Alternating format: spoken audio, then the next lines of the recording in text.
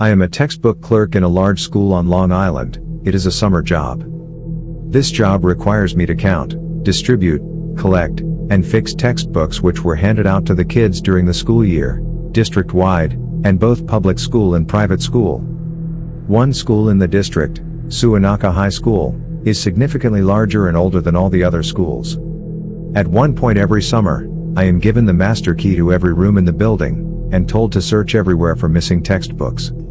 When it came time for searching Suwanaka, I was used to having to deal with summer school, but this year, due to budget cuts, there is no summer school, leaving the towering building completely deserted beyond one secretary and a few janitors on the first floor.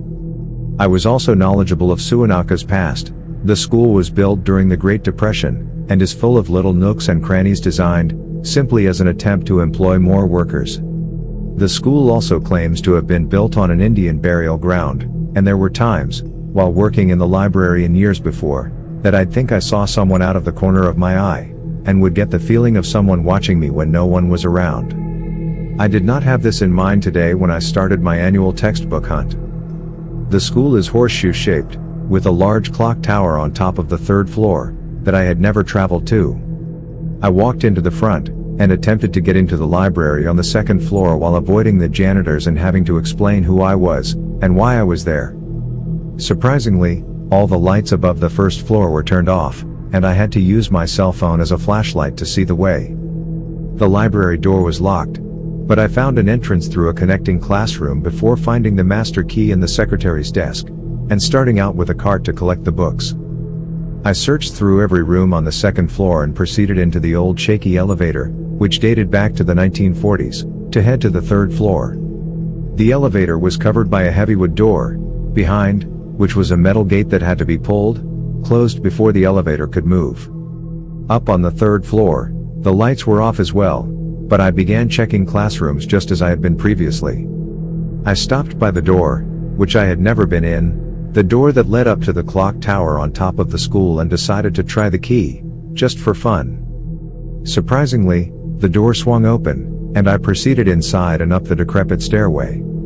I left the book cart and observed how high I was able to go through the choking dust and excessive filth. I reached the landing on top and saw the tiny ladder headed up to the clock tower, which I declined climbing since it did not look all that sturdy. I headed back down the stairs and out the door, which I closed and locked before proceeding on. From this point on, weird things began to happen. My master key did not work in the next 3 or 4 rooms, which was surprising, since I'd been in all those rooms with the key before. I finally gained access by getting into one room and traveling to the others through connecting offices. I then proceeded up to the science labs at the end of the hallway, only to find that one door was completely unlocked. This is unusual, because every single other door was locked. I got inside and traveled through the back closets for fun, to reach the other rooms and the head of the horseshoe.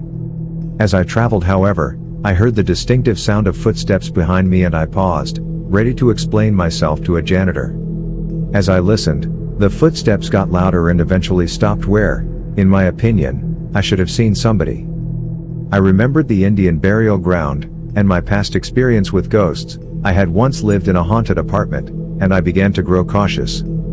I scanned the room quickly, and headed back out to my waiting book cart and down the dark hallway. As I rode down the hallway, I heard the footsteps again from behind me, and finally assumed that this had to be a janitor. It then occurred to me that the school's 3 stairways were all being redone, and that the only access to the third floor was that elevator. I had also remembered that I did not close the gate on the elevator, which means that no one would be able to call for it, unless they were on the third floor with me. And when I arrived back at where the elevator was, I found that it had been successfully called down and not back up. Since I didn't recall anybody walking ahead of me and the gate was open, there had to have been someone else on the third floor that sent the elevator down. I still had to check half the floor though, and I began down with my cart.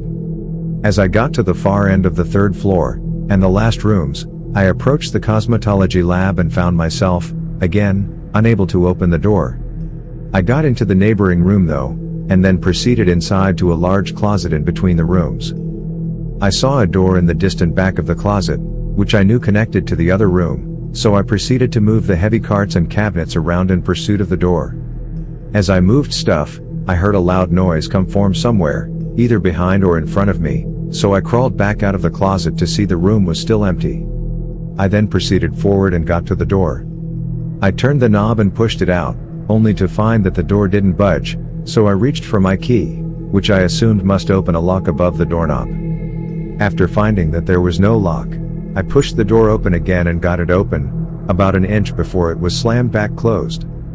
I pushed again and put all my force into the opening of this door, finally getting it to loudly swing open. The lab felt eerie, as if someone was in there with me, and I was not able to explain the door's stubbornness, especially after reopening and closing it several times.